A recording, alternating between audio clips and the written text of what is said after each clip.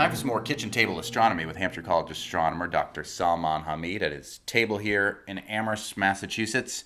Today we're going to talk about the little-known dinosaur, Osiris-Rex. That is correct. A ferocious one. Oh, okay. Osiris-Rex is not actually a dinosaur. What is Osiris-Rex? So this is a very cool mission that went to an asteroid, orbited it for a couple of years, landed on it, dug down, got some samples, and just this past Sunday, it brought those samples back to Earth. I mean, and I want to sort of let's talk about it in a second. I mean, how crazy this whole thing is. Where was this asteroid? So this asteroid is, in fact, it depends upon its orbit. It's not parked somewhere. It's moving. It is moving, and it is one of those asteroids. Incidentally, its name is Bennu, and this is one of those asteroids that has a chance. It's a low chance, but it's one of those asteroids that has a chance to hit the Earth in 2180, 82, in fact, to be very precise. It has a 1 in a 2,000 chance. Okay, so astronomers want to know what kind of an asteroid that is. And again, I want to clarify, no, it's not going to hit us, because even then the probability is pretty low. But this is one of those asteroids which are near-Earth asteroids, and they are potentially threatening ones. So astronomers want to know what kind of an asteroid it is. So if it's going to bring awesome stuff to the Earth, we might as well welcome it. That's exactly right. And also, you want to know if you do have to deflect such an asteroid, for example, then what it is made up of, how it is made up of. And there were already a lot of surprises when this spacecraft, Osiris-Rex, went close to it. So there are a lot of reasons, and not to mention that, again, and it's my fault that I started with the threat part, because it's just, you get programmed because of that, right? But getting a sample from asteroid, it provides you a lot of, from pure science perspective, it is actually really exciting, because it gives you a little, not taste of it, because you should not taste it, but the first thing I did was put it in my mouth. But it gives you information about the early solar system, because this is how this asteroid was formed. You do get pieces on Earth, of course, the big ones can kill you too, but you do have meteoroids that come in, and they're very interesting, and people find out that, well, they contain amino acids, they contain elements that are raw materials for life, and so on and so forth, but they go through our atmosphere.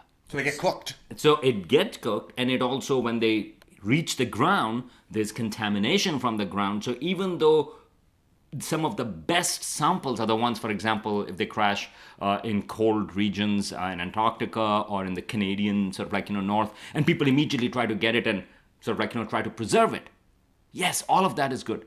But just imagine if you have a sample directly from an asteroid, and you preserve it and make sure that when it goes through our own atmosphere, which this Osiris-Rex sample did, then you may potentially have a really pristine sample of this early solar system. It's giving you information of how solar system was 4.5 billion years ago, and what kind of things these asteroids bring to the Earth.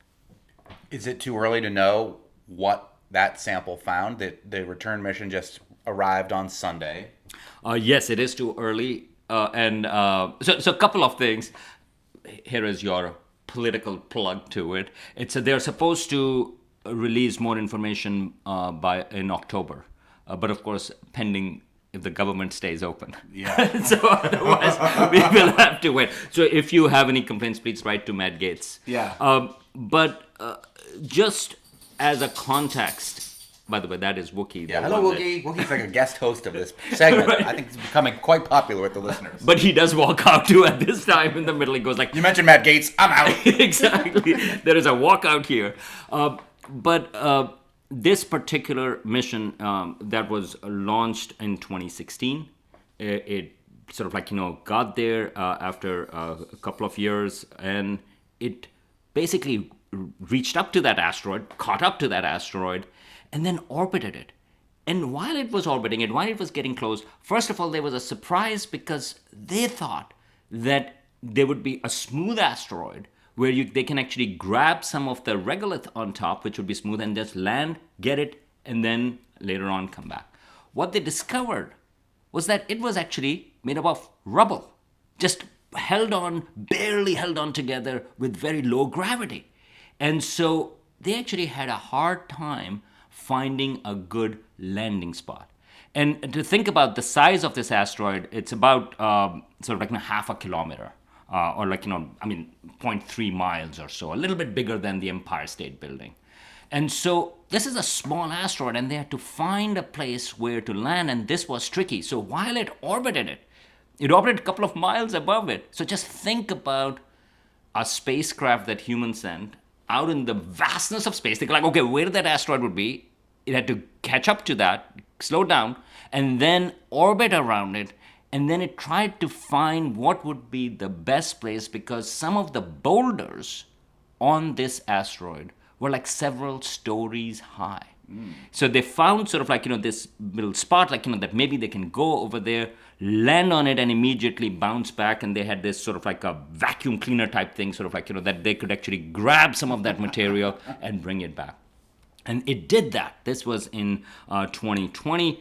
It was it landed, it brought back, and it turned out that, in fact, it got too much stuff. So it couldn't close properly, and it was losing some of that material, that regolith. But then eventually it sort of like, got back to that spacecraft. And then in 2021, so this is all happening a few million miles from us. In 2021, it actually started its journey back. And then on Sunday, it passed close to Earth, so around 63,000 miles. I mean, if my notes are correct, that's how far this spacecraft was when it released this capsule. So this OsirisRex spacecraft, which is not a dinosaur, but if there was one, this would be the cool one. It went to Bennu, the asteroid, which is a small asteroid, less than half a kilometer, landed on it, got the samples back, 2021, got here, 63,000 miles above the Earth's atmosphere. It released this capsule, and they could exactly tell what time it's going to land and roughly where. There was a big landing area, but it landed in near Salt Lake City in Utah. But the timings were so precise. It said sort of like, that, okay, around our time, it was, I think, quarter, like 10:42 or something like that. That's when it's sort of like, starting to descend. And it took about 10 minutes or so to descend from the atmosphere. A parachute opened, and then it landed. And then a bunch of helicopters went there and actually tried to get it, because you didn't want some random person to say, hey, what is this? Let me open it up. I'm going to put it in my mouth. Exactly. So that's what happened. And the spacecraft itself, it's off to its new mission, which is to another asteroid. So that's a whole other sort of like, a fascinating thing that it's actually moving on. And by the way, so one of the questions, you started with the dinos, but if for people who are wondering about this question, wait a minute, what does Osiris stands for? Osiris-Rex. Well, that's a good question. I'm glad you asked. Here is what it stands for: origins, spectral interpretation, resources, identification, and security regolith explorer. Wow. Wait a minute. No laughing. Monty, now you have to repeat it. Nope. Okay. That's a great acronym, though. I mean, most of astronomy's acronyms are super boring, or like the names are boring. All the legislation that people put forward in Congress that tries to be acronyms, dumb and boring. This is Osiris-Rex. Sounds cool. Well, but that's the reason was, so this went the other way around, because Bennu is an Egyptian deity, which sort of like, birth, or sort of like god of birth, regeneration, of sun and other things. And so is Osiris. And they are actually connected. So Bennu is a bird and a mythological bird, and Osiris is another god that is connected to that. So they came up with sort of like, this really, I would say, unfortunate sort of like, sequence of letters that actually make up Osiris. But really cool to know that it's linked to the Egyptian deity, both Bennu and Osiris. Asteroids are incredible because, as you said, they give us a glimpse into the early universe, because these are things that didn't become a planet, they're just loosely formed. Even as you said, this rebel asteroid Bennu, it didn't even coagulate in the way that the Earth has turned into like a solid rock planet.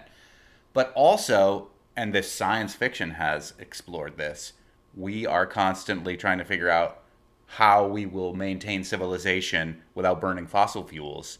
And precious metals are going to go into batteries. There's a potential that some asteroid somewhere may contain things that could be brought back to Earth, a la this OsirisRex mission, and help us create an energy future. Is that a realistic thought? Is it like, would it have to be scaled up to a level that is beyond the pale?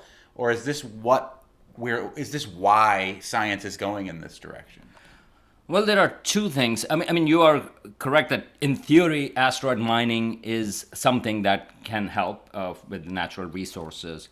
The question is how much effort, how much money has to go into that mission versus what you get back. So when sometimes people say, oh, look, this asteroid, for example, there is one where there is a mission going there as well. Well, it has all these precious metals that sort of like not $1 trillion or whatever, $10 trillion. But it doesn't make much sense if it takes a lot more to go and get the extraction money out. So when people think in terms of money, that is not the way it works. So can in the future, we are not there yet, can that type of thing happen? Possibly. I mean, you do have a lot of asteroids and people can mine them. And that's certainly science fiction, certainly like shows like The Expanse, for example, deals with that. But this type of an asteroid, Bennu, that is actually what is called carbon-rich asteroid. So it has scientific value quite a bit. As I mentioned, that this is one of those asteroids that has sort of like, probably organic compounds. We don't know this one, but NASA is not the first space agency to bring samples back from an asteroid. That honor belongs to JAXA, the Japanese space agency. And it had its first mission, Hayabusa, which actually had trouble getting the sample back. But the second one, Hayabusa 2, a couple of years ago, it brought back samples from another asteroid, Ryugu. And the amount of sample is smaller than OsirisRex, but they have analyzed it. And one of the interesting things, again, so why do we care about these things? So, for example, in that analysis of that asteroid shows that it has hydrated minerals, meaning to say there is water in there. And now astronomers think, people used to think that, well, comets were the primary source of water on Earth.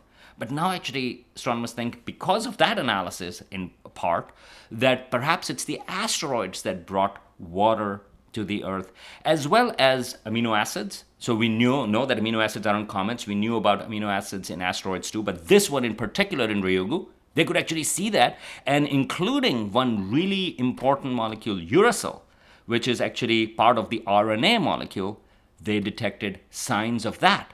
So and Ryugu, as it turns out, again, they didn't know at that time either, turned out to be a similar type of asteroid as Bennu.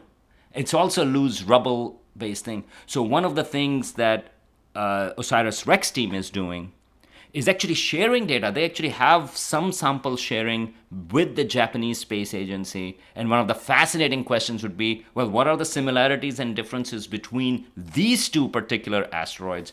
So I mean, I think the natural resources bit, exploitation of the resources is there, but for this type of asteroids, I think there is a lot more that comes out of, for example, the scientific value, pure scientific value. I think that is pretty high, and not to mention, as I mentioned, that not to mention that they are also, they can potentially be a threat, like the Bennu asteroid, and so if you want to deflect it, you have to know, what are they solid? Are they? And there are some asteroids that are.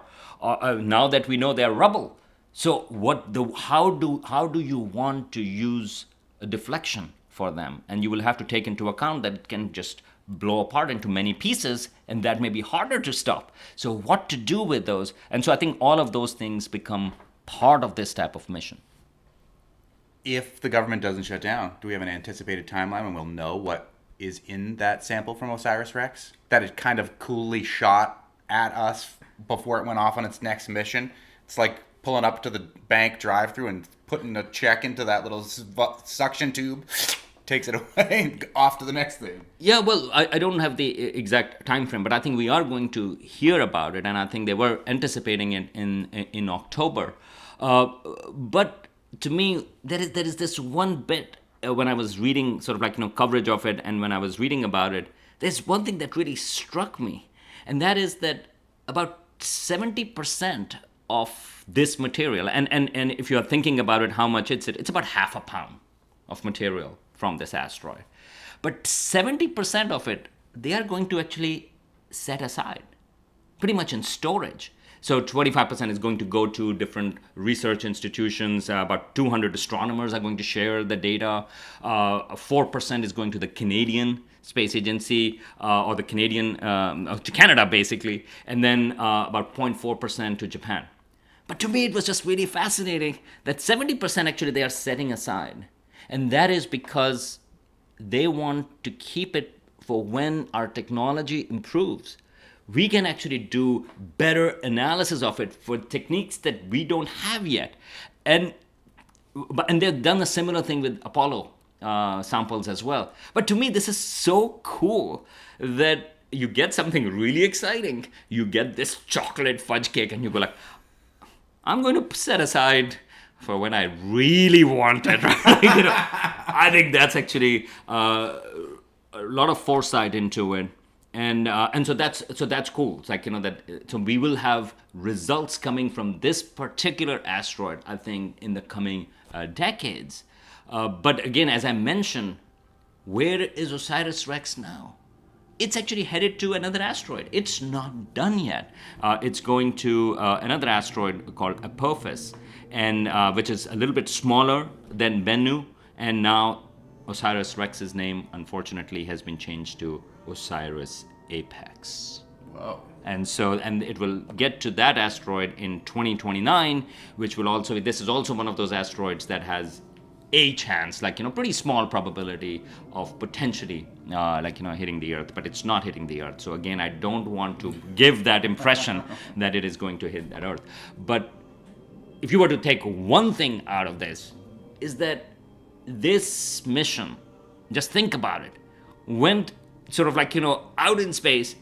It went for 4 billion miles. It traveled to this asteroid, then it came back, and then it launched this sort of capsule when it was 63,000 miles above the atmosphere, and this sample that it had gathered from landing on Bennu, and grabbed it and back. I mean, it's just amazing what humans can do if sort of we stick to the positive things.